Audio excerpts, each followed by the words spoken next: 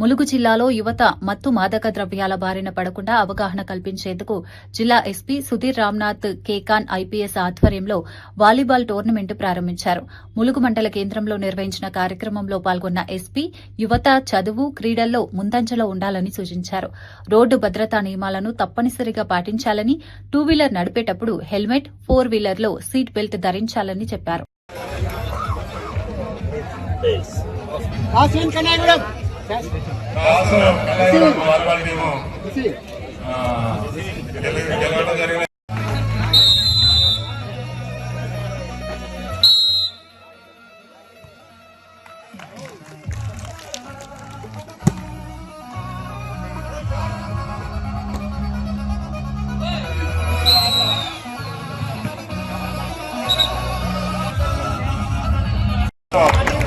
కార్యక్రమం జరుగుతున్నది.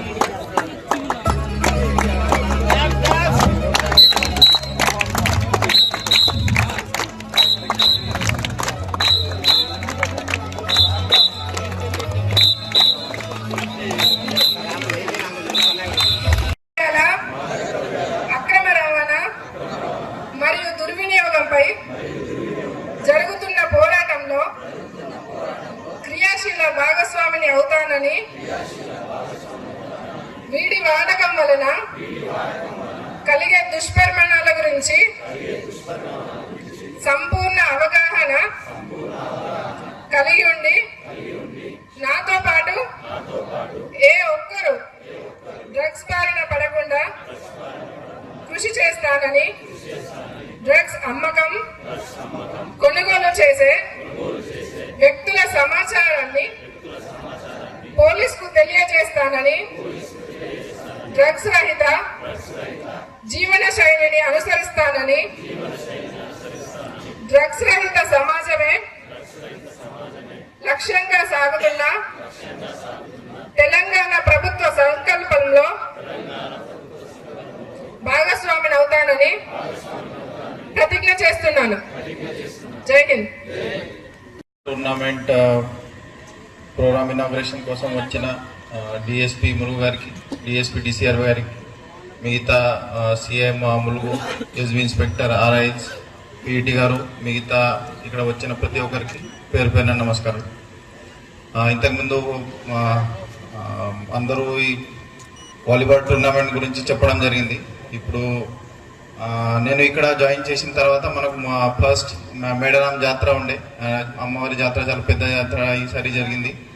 సో దాంట్లో మేము అందరం బిజీ ఉన్నాం కాబట్టి ఈ ప్రోగ్రామ్ అప్పుడు కండక్ట్ చేయలేకపోయినాం. జాతర అయిపోయిన తర్వాత మనకు ఈ యూనియన్ హోమ్ మినిస్టర్ గారు ఇచ్చిన డెడ్ లైన్ అంటే 31 మార్చ్ 2026 వరకు మొత్తం కంట్రీ నక్సల్ ఫ్రీ చేయాలనే ఉద్దేశంతో మన స్టేట్లో కూడా తెలంగాణ నక్సల్ రహిత చేయడానికి చాలా పనులు ఇక్కడ చేయడం జరిగింది. సో మన ములుగు జిల్లా ప్లస్ తెలంగాణ రాష్ట్రం కూడా ఇప్పుడు నక్సల్ రహిత చేయడం జరిగింది.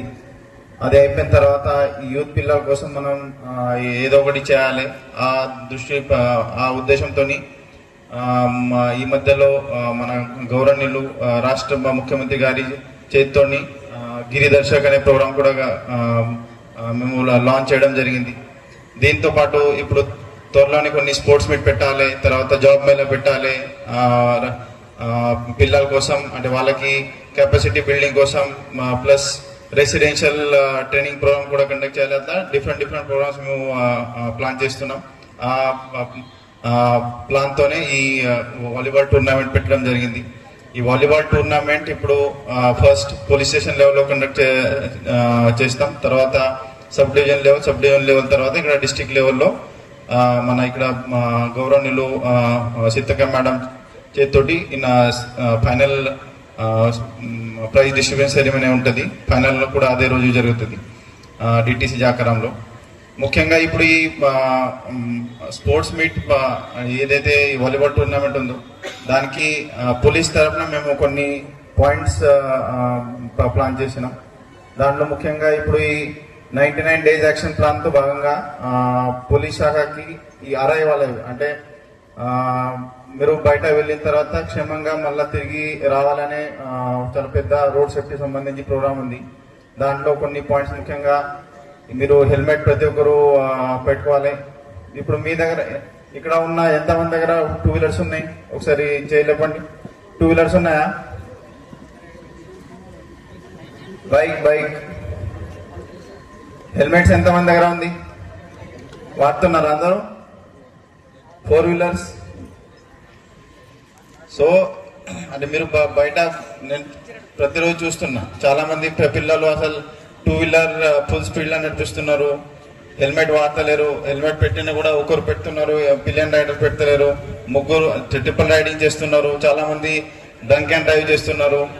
తర్వాత స్పీడ్ కూడా చాలా 100, 120, 130, 140 అట్లా స్పీడ్ గా నడపాలి, తొందరగా వెళ్ళిపోవాలి, కొంచెం స్టంట్ చేయాలి, అట్లాంటివి చేస్తున్నారు. సో దాంతోనే లాభం ఏం ఉండదు. హార్డ్లీ ఒక 2 minutes 3 minutes సేవ్ అవుతుంది. బట్ దాంతోనే ఒకవేళ సడన్ గా యాక్సిడెంట్ జరిగితే మన ప్రాణం కోల్పోయే ఛాన్స్ ఉంటాయి. కాబట్టి ప్రతి ఒక్కరు ఈ రోడ్ సేఫ్టీ సంబంధించి అన్ని రూల్స్ రెగ్యులేషన్స్ ఫాలో చేయండి. తర్వాత ఈ గాంజాయి సంబంధించి ఇప్పుడు మొత్తం మన జిల్లా నక్సల్ రహిత అయింది కాబట్టి యూత్ పిల్లలు అంటే రకరకాల అలవాట్లు పడే ఛాన్స్ ఉంటాయి. కాబట్టి ఈ గాంజాయి కూడా చాలా పెద్ద సమస్య ఉంటుంది.